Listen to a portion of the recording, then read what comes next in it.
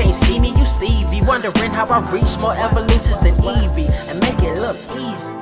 What is up, Earth's mightiest subscribers? It is your boy Ernie, the Blerd without fear.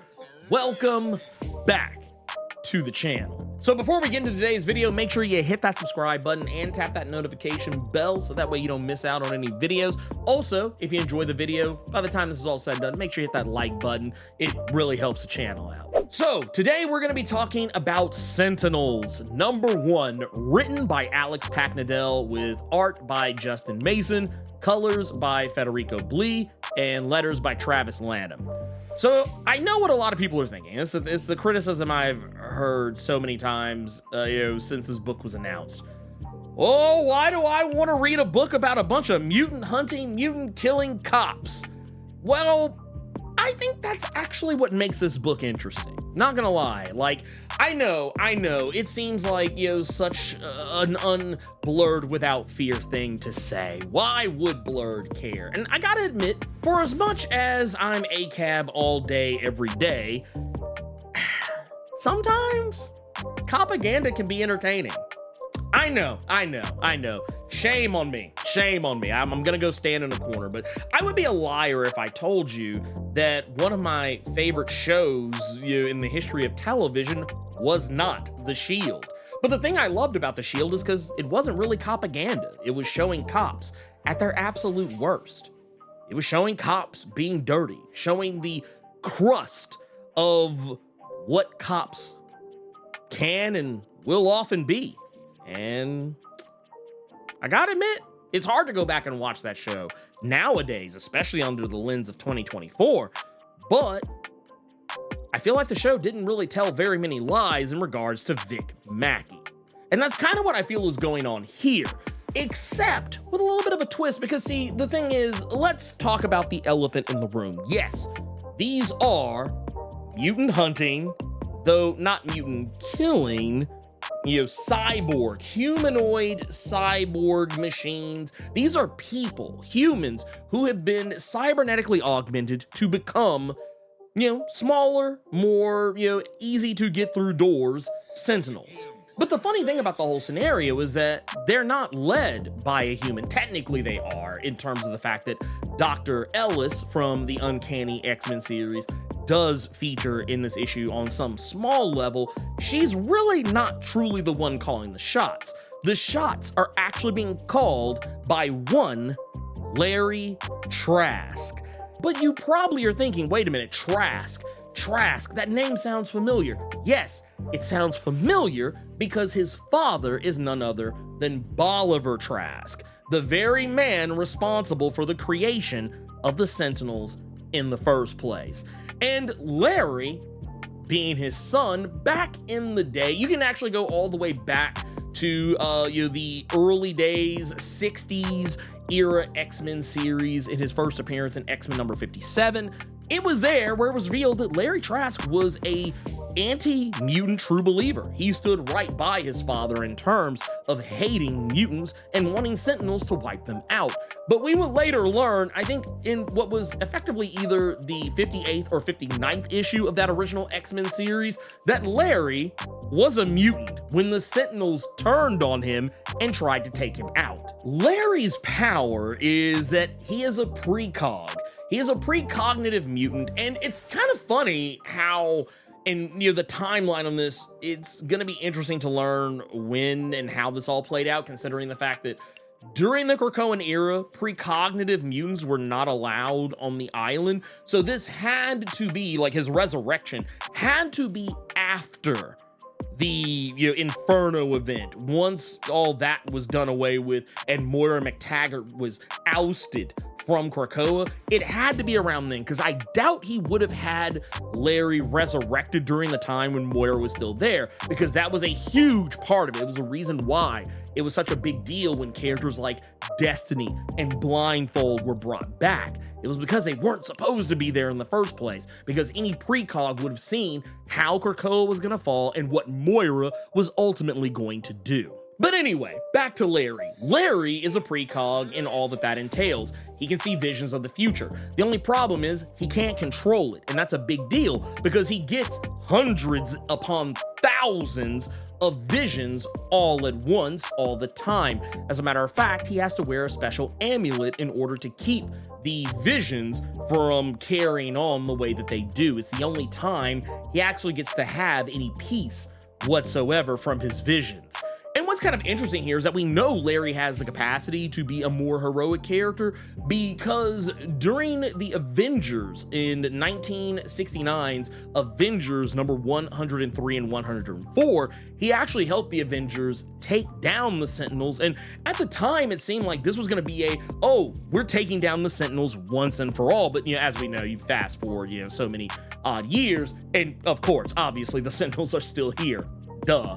But at the time, it was believed that this was the end of the Sentinels, and he died in the aftermath of that, after he helped the Avengers by, for all intents and purposes, out-logicking the Sentinels and forcing them to kind of turn on one another.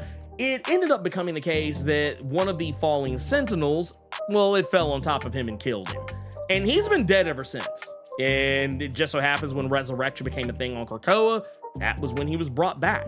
So we'll have to wait and see the timeline on it, but I still stand firm in my guns that he had to have not been brought back until after the time of Inferno. So what is Trask up to now that he's back to running the family business, albeit with a little bit of a twist? Well, the truth is that these humanoid Sentinels that are born from these humans who've been traumatized by various crossover events in the Marvel Comics universe, things ranging from Onslaught to King in Black to World War Hulk and House of M and various other things. Honestly, I won't really spend any time digging too terribly deep into the main characters of this, largely because a lot of the information we get in this issue is not much more than the information that we were given when the book was initially announced, and I've already talked about it a great deal, so you can check it out up here. But what I will say about them is that these characters that Larry Trask has invested in, characters like Lockstep, who kind of seems to already be questioning command. He's the team lead, but for whatever reason, he is being treated like a mushroom. He's being fed shit and kept in the dark. And he's already falling out of favor with what this Sentinel program represents. Not from an ideological level, but more from a chain of command level. We also have the character Voivod, who is a loose cannon at the best of times. And we already see he's butting heads with Lockstep, like just off rip. And then we also know we have characters like Sawtooth, who seems to only be taking orders, quotey fingers, just following orders, not really invested in anti-mutant sentiment, but just happy to no longer, be partially mutilated and, being able to live at least not necessarily a normal life, but the closest thing to it. And then we also have the character Drumfire, who is a new addition to the team and kind of seems to be the one character who is on the fence about everything. She doesn't really seem to have any opinion one way or another, whether, she is anti-mutant or not anti-mutant, or whether, they should be doing what they're doing or shouldn't be. She's almost like a blank slate character for the reader to, I guess, experience everything through, even though technically she doesn't show up until more than halfway through the issue. But these humans, they're a mixed bag. Yes, they're cops. Yes, they're going after mutants, but hey, they're only going after the quotey fingers evil mutants.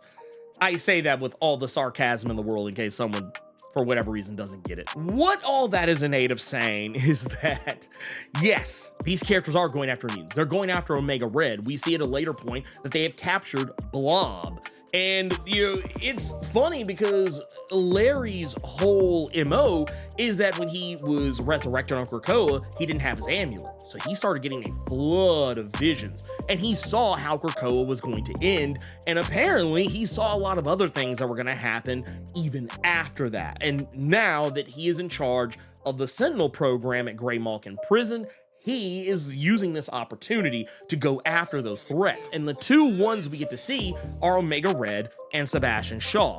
We don't really get any more information than that, though. We know that they've picked up Omega Red because he's the first character they go after at the beginning of the book, and towards the end, once they kind of, play Ring Around the Rosie a little bit. But once that's done, we don't really see anything of Sebastian Shaw except for on the cover of the next upcoming issue where he seems to be roided out of his mind. But the thing is, we don't really know a whole heap of a lot about what's going on. We do know that he has some secret project that has been, tucked away. There is another character we don't really get to see the name of or anything about. We just know that there's another Sentinel that has not been revealed who he's keeping tabs on. But the main issue that Larry is dealing with, and one that he doesn't seem terribly, concerned about, but is dealing with anyway, is that the Sentinels, they come with a bit of a problem. We see earlier in the issue there's a character by the name of Shellback who winds up falling prey to a bug in the Sentinel system. Apparently, there's this thing they have called grafting, where the cybernetics seemingly take over the person who they're implanted in. Almost reminiscent of like a transmode virus or the techno-organic virus that you would associate with the phalanx or cable or, anything like that. We don't really know what it is exactly, but whatever it is something that is very possible to happen to any one of the Sentinels. Which is why you haven't heard me talk about Shellback very much, because he falls prey to it, and it is, for all intents and purposes, a death sentence. The person starts speaking in binary code, and that's pretty much a wrap. As for the ending, there's a huge deal at the end where we see what is effectively the return of Onslaught. I feel like this has probably less to do with the actual return of Onslaught and just so much the fact that Drumfire is seeing shit. The Onslaught story arc is when she lost her mother, so I don't think Onslaught is actually back. I don't know. I don't see it. I just don't see it. The point of the matter is that Larry seems dead set on creating something to keep both humans and mutants occupied so that they don't go to war with one another. There's a story that Larry brings up about King Edward I and how he ordered the destruction of all wolves in the area, and it's basically a story that's used as an allegory for what Larry's trying to do. The fact that these wolves were the only thing that kept these two villages who were on opposite sides of the forest of Northumberland. Once those wolves were gone, both villages went back to their ages-old feud and basically tried to wipe each other out down to the last person. And that's kind of what's going on here. Larry feels like now there are no wolves. There is nothing to keep humanity and mutants from going to war with one another. He's trying to create something, an alternate target for humans and mutants to both focus on, so that way they don't go at each other's throats. All in all, it makes a lot of sense, so I feel like there's a lot of room for Larry to mess something up here or there. So yes, is this a book about a bunch of cops? Yes, it is. But I mean, if we're being honest, the X-Men are cops. The Avengers are cops. Pretty much any superhero team, yeah, they're cops. Any superhero, for the most part, cop. So get over that shit. I'm just gonna be honest with you. If you think for 5 seconds that these people are unique in what they are, no, they're not. The only thing that I think separates these people from other, cop types of super teams, villains or otherwise, is just what their purpose is. But even then, I don't think it's that big of a deal. I mean, here's the thing I think you need to walk away with this. No one is trying to make you like these characters. Like, this is, I think, the thing I think people need to understand. Just because people are the protagonists of a story doesn't necessarily mean they're good people. It's kind of how I look at, stories like Breaking Bad. Walter White is the protagonist. He's not a good person at all, on any level. He's bad. He is a bad man. He is a bad man who gave off the energy of being a good man, but deep down, he always had the capacity to be the person who he ultimately became. And yet, we followed him. No issue whatsoever for the most part. So I kind of feel the same way about this. Do I think the Sentinels are supposed to be likable? No, not at all. I mean, honestly, I don't find them likable in the slightest, but I do find them interesting. And I actually think that trumps my whether or not I find them likable. I don't have to like a character to find them interesting.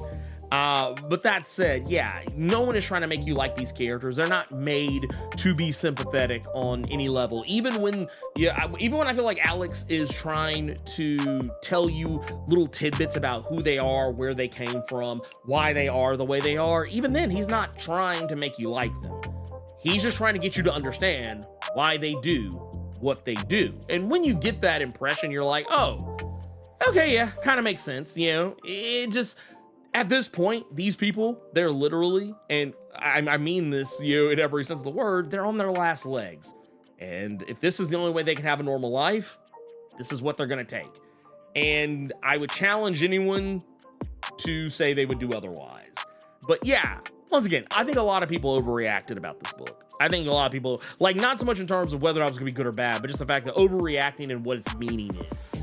At the end of the day, this is about humans making bad choices and doing things that will ultimately lead to shenanigans. And that's exactly what's going to happen in Larry Trask attempts to try and avert a human mutant war, knowing exactly which mutants are going to be the ones that are going to do the deed and trying to stop them beforehand. It actually kind of smacks of X-Force, if I'm being honest. And I think X-Force has kind of hit, man, it's really weird to say, X-Force kind of hit a brick wall for me a little bit this week.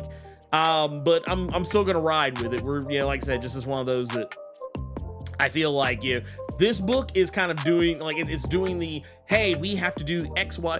It's doing the thing where it's like, hey, we have to do A, B, C thing to stop X, Y, Z thing from happening. It's that storyline.